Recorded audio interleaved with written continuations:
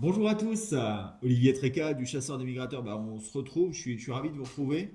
Nous sommes le mardi 29 octobre et ça commence à sentir bon. On a une situation qui semble tout à fait intéressante pour les jours à venir, mais il y a quand même beaucoup d'incertitudes quant à la présence de brouillard ou pas présence de brouillard. Tout ça, ça va dépendre du placement des hautes pressions.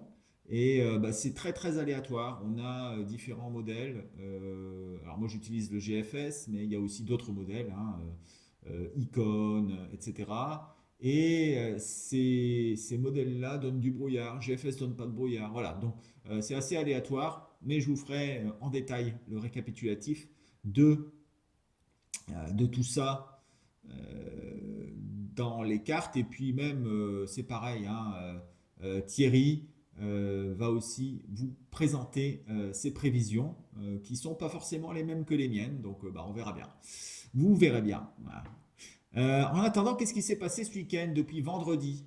Eh bien, curieusement, depuis vendredi, samedi, dimanche, il y a eu un petit peu d'oiseaux, j'allais dire un petit peu partout, sur l'intérieur des terres, à la côte.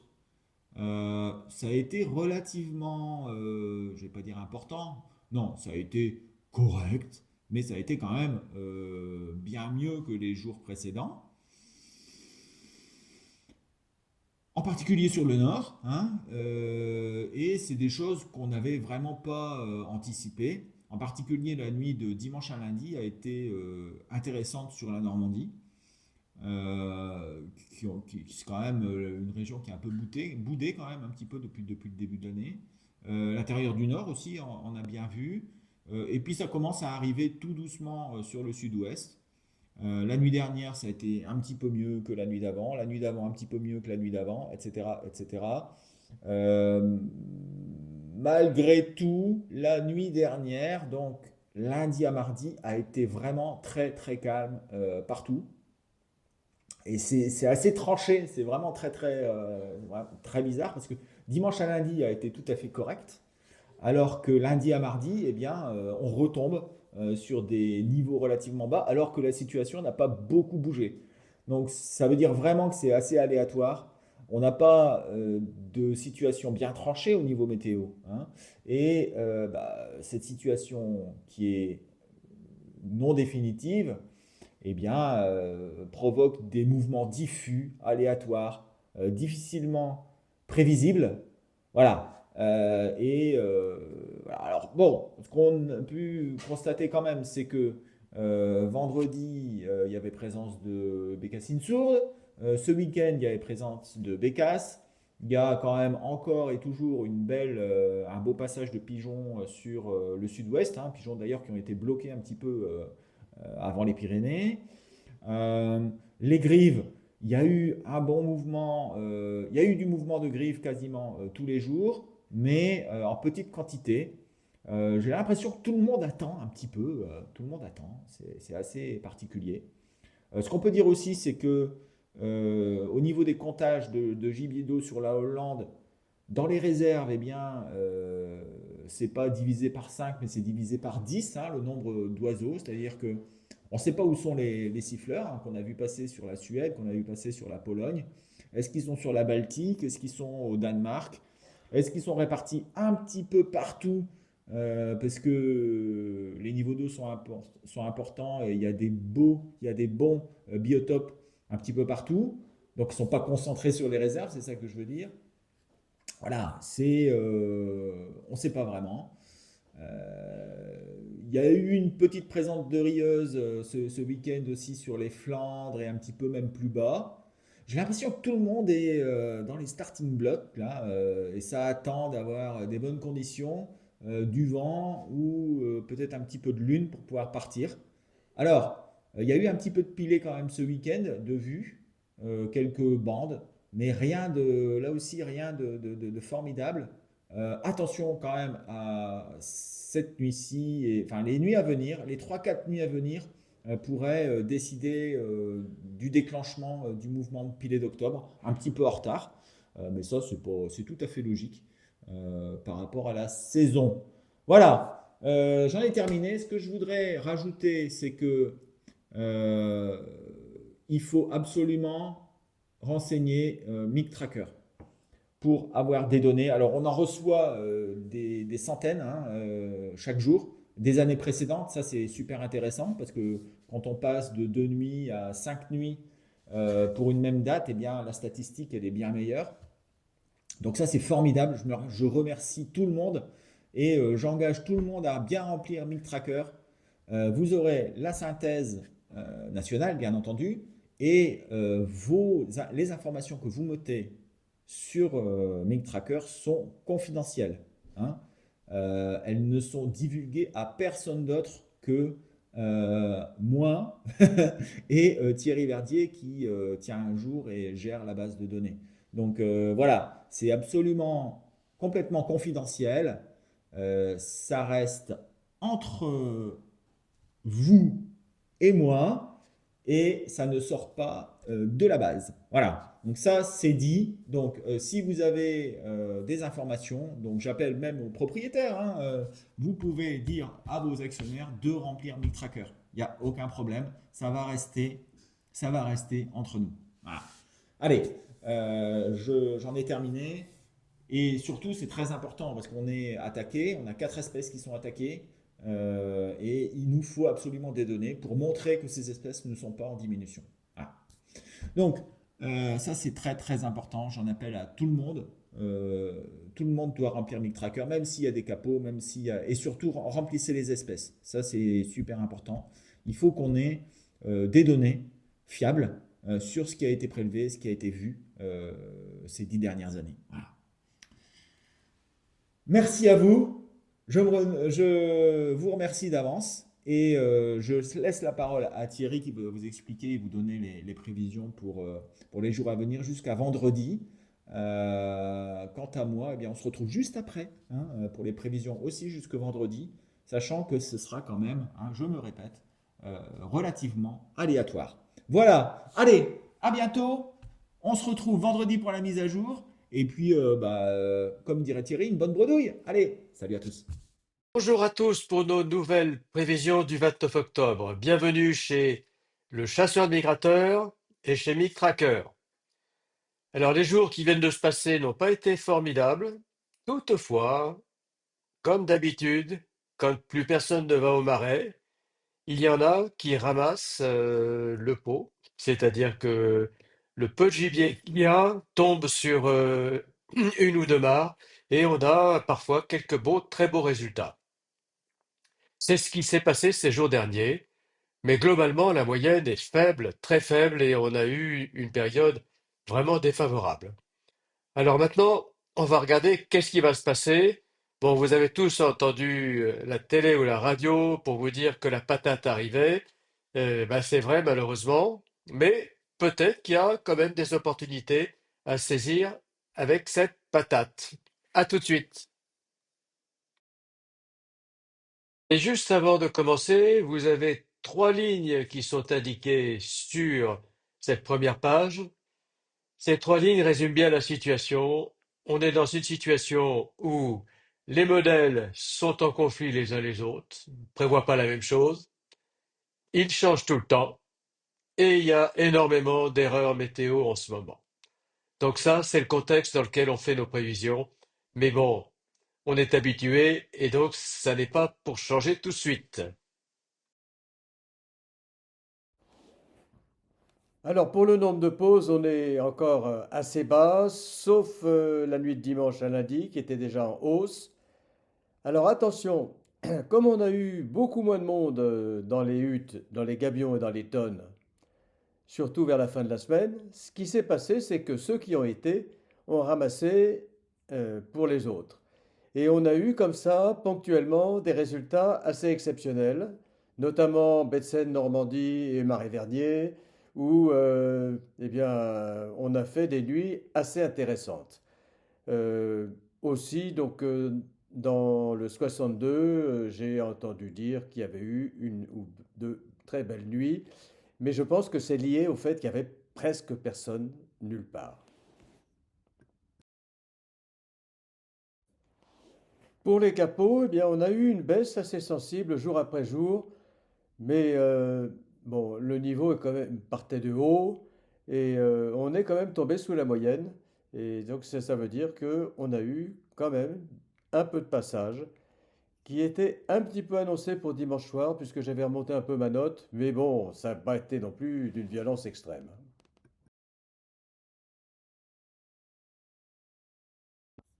Je vous ai mis une carte qui résume grosso modo ce que sera la semaine, et peut-être même plus, au niveau météo.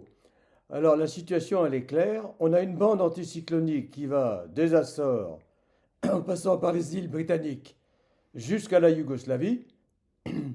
Cette bande-là, elle est plutôt assez bien placée, mais que ce n'est qu'assez.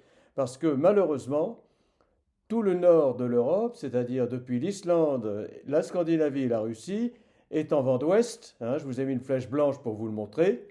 Et que sur l'Angleterre, sur la Manche, sur les Pays-Bas et sur le nord de l'Allemagne, on est dans une situation de brouillard caractérisé. Et ce brouillard déborde sur le nord de la France, certainement. On a une dépression costaud sur l'Espagne qui déverse des déluges sur l'Espagne. Ça n'a aucune importance pour nous, sauf que ça déborde un petit peu sur le sud de temps en temps. Voilà, grosso modo, c'est ça. Alors, on a quand même au milieu de tout ça, un jour ou deux, où l'anticyclone pousse un poil de plus vers le nord et on pourra peut-être avoir une migration correcte pour ces un ou deux jours où l'anticyclone va pousser un peu plus vers le nord. Donc il faudra bien viser. Je pense qu'on risque d'avoir une migration 2 jours à cause du brouillard, ça c'est sûr. Je pense que les oies, on devra en voir pas mal parce que c'est vraiment un temps à en voir.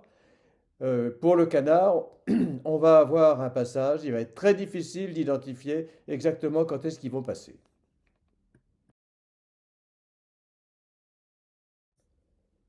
Pour ce soir mardi, je mets une note à 1,4. L'anticyclone est vraiment assez faible sur sa partie nord. On est avec des vents d'ouest-nord-ouest sur tout le nord de l'Europe. Ceux qui seront avantagés sont nos amis du sud. Et donc on a un petit espoir d'avoir une migration. Pour mercredi, c'est peut-être une des 2 nuits où ça va être bon. L'anticyclone monte un petit peu vers la mer du Nord. On est toujours en vent d'ouest sur les côtes, sur l'Irlande, sur le sud de la Scandinavie, sur le Danemark et nord-ouest partout sur la Scandinavie et sur la Russie. Mais on a un courant de sud-ouest qui vient du centre de l'Europe vers la France. Ça peut nous apporter des continentaux et ça peut nous apporter des canards sur le sud. Alors j'ai mis une note supérieure à 2,6. C'est une nuit où on pourrait avoir cette migration qu'on attend tous et qui n'est pas venue depuis pas mal de temps maintenant. Alors pour illustrer comment on fait une prévision, je vous ai mis un petit graphique qui va vous dire combien c'est complexe. Donc on a un grand nombre de facteurs qui viennent jouer là-dessus. Donc la position des anticyclones, la surface des anticyclones, la direction des vents, la présence de jets ou pas, le jour de la semaine de l'année, la tension migratoire en cours, la présence ou non de brouillard, les températures au Benelux, le jour de la Lune et les blocages potentiels. Donc tout ça, ça fait donc une prévision et c'est assez complexe donc à rassembler parce que chaque élément peut avoir un rôle variable selon la période de l'année et selon ce qui s'est passé dans les jours précédents. Pour jeudi, la note rebaisse parce que l'anticyclone s'effondre sur la partie nord. On a une possibilité de brouillard épouvantable pour le nord. Donc j'ai mis des notes beaucoup plus importantes pour le sud avec une baisse générale à 2,1. Par contre, je pense que le sud pourrait être privilégié parce que le sud n'aura pas cette zone de brouillard qui sera présente dans le nord.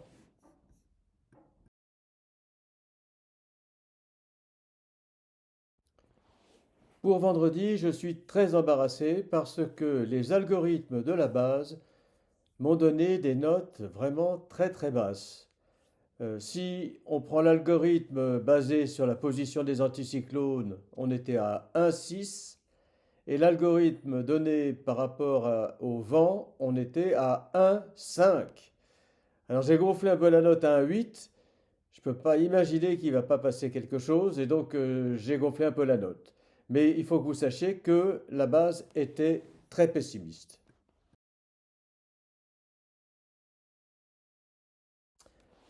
Enfin, pour samedi, une prévision plus optimiste à 2,6.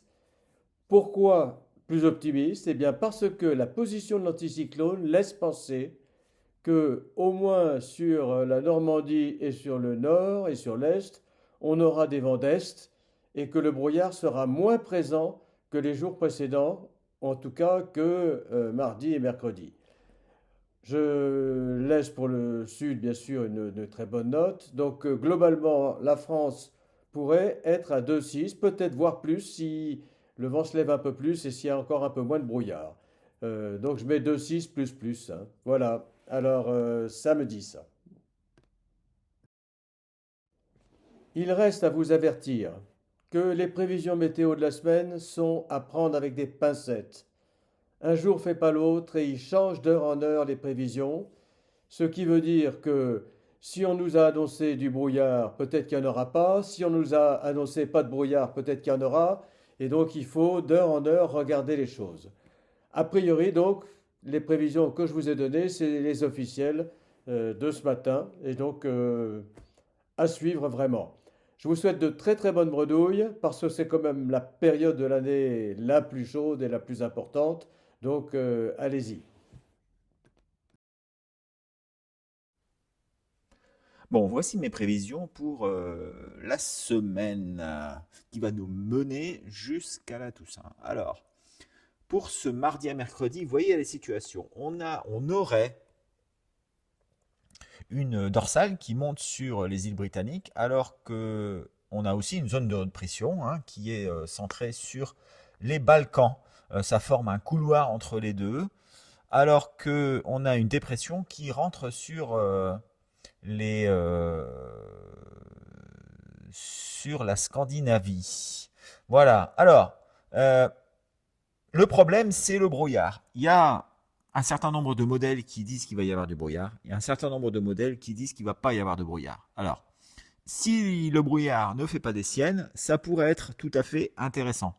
Si le brouillard se met en place sur toute la France comme c'est prévu par certains modèles, eh bien, il n'y aura pas grand-chose. Bon, c'est quand même intéressant parce qu'on a un jet qui est très très bon. Hein. À partir de 5500 mètres, on a du vent de nord-est cet après-midi, pendant la nuit. Et donc, il se pourrait que les oiseaux prennent ce courant d'altitude pour arriver jusque sur le sud-ouest de la France. Alors, pour moi, ça pourrait être tout à fait intéressant sur le sud-est, bien entendu. Hein. On voit que les zones des Balkans via l'Italie peuvent arriver sur le sud-est et il y a eu du siffleur de tuer ce matin. Donc, ça pourrait arriver de par là, mais ça pourrait aussi arriver du Danemark jusqu'au sud-ouest de la France, en passant par les vents d'altitude. Et ça, ce serait plutôt pour des canards type pilé, voire quelques oies possibles. Donc, je dirais c'est entre 0,5 s'il y a beaucoup de brouillard, à 2 plus si il n'y a pas de brouillard et si les vents d'altitude s'en mêlent. Il devrait aussi y avoir une arrivée de bécasse hein, euh, qui pourrait arriver de très très loin. Donc pourquoi pas. Ça peut être une belle nuit, mais ça peut être une nuit totalement nulle aussi, en particulier sur le nord-ouest de la France, où il ne faudra pas s'attendre à grand-chose, quoique on ne sait jamais. Pour la nuit de mercredi à jeudi, là les conditions sont bien meilleures. Alors, enfin, sont bien meilleurs. Là aussi, il y a des modèles qui diffèrent. Hein. Sur le modèle GFS, il n'y a pas de brouillard avec un petit banc de nord-est, voire d'est sur la Belgique. Et sur d'autres modèles, eh bien, on est encore rempli de brouillard sur l'ensemble de la Belgique et le nord de la France. Bon, dans tous les tas de causes, je pense que c'est un mouvement qui est tout à fait... Enfin, une situation qui est tout à fait intéressante avec un mouvement d'oiseau proche, ça c'est quasiment certain. Alors, si le GFS est retenu, je dirais que c'est du 3 étoiles. Euh, et comme ça s'est pas mis là depuis un bon moment, ça peut faire 3 étoiles plus. Si il y a toujours du brouillard et des conditions de départ qui sont pas bonnes, eh bien, ça peut faire flop. Voilà, ça peut faire 1,5. En tout cas, c'est toujours très intéressant avec ce jet qui part de la Pologne jusqu'au sud-ouest. Peut être intéressant d'avoir des oiseaux qui viennent de l'est. Donc, dans tout état de cause, c'est une nuit qu'il faudrait faire mercredi à jeudi sur quasiment l'ensemble de la France. Jeudi à vendredi, eh ben là, c'est quasiment certain qu'on devrait avoir du brouillard. Parce que les pressions reviennent et se centrent vraiment sur le nord de la France. Et donc, le nord de la France devrait avoir du brouillard. Mouvement diffus, donc, une petite pause avec des oiseaux qui sont arrivés la veille dans les réserves et qui pourraient ressortir pour aller trouver à manger. Donc, c'est quand même du 2 étoiles pour la chasse, mais pour la migration, ça ne devrait pas être formidable, hormis sur le sud-est et l'Occitanie, qui pourraient voir arriver toujours du gibier et des bécasses. Vendredi à samedi, là, on a de nouveau les pressions qui montent sur les îles britanniques. Elles vont se centrer sur le nord de l'Angleterre. Et ça, en général, c'est assez bon. D'autant plus qu'on a une dépression qui est passée sur la Scandinavie, la veille, et qui est maintenant sur la Russie. Et donc, derrière cette dépression, on a des hautes pressions qui montent. On a même 1024 sur la Norvège. Alors, il va y avoir quand même des précipitations, mais on a quand même un flux de nord-ouest sur le Danemark, nord-est sur la Belgique et la Hollande, faible, mais ça pourrait être tout à fait intéressant, avec un mouvement de toutes espèces, y compris des oies. Je pense qu'il y a des oies qui pourraient partir. Les oies qui ne sont pas parties en octobre, elles pourraient partir là maintenant. Avec donc 3,5, voire plus si ça se goupille bien et s'il n'y a pas trop de brouillard. Là aussi, certains modèles annoncent du brouillard, d'autres pas. C'est assez compliqué. En tout cas, moi, je vois une belle nuit dans cette nuit de vendredi à samedi. Bon, à voir quand même. C'est très aléatoire. Je dirais que ça peut faire flop aussi. Voilà. Ça peut être à 1,52 parce que pas de vent, pas de canard. Voilà.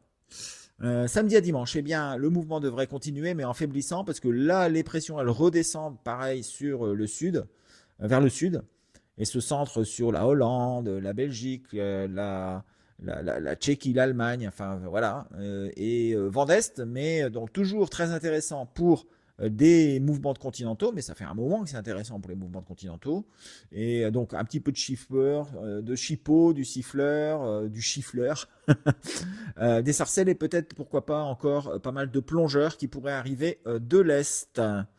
Voilà, c'est à peu près tout ce qu'on peut imaginer. Après, regardez, dimanche à lundi, les pressions elles remontent vers le haut.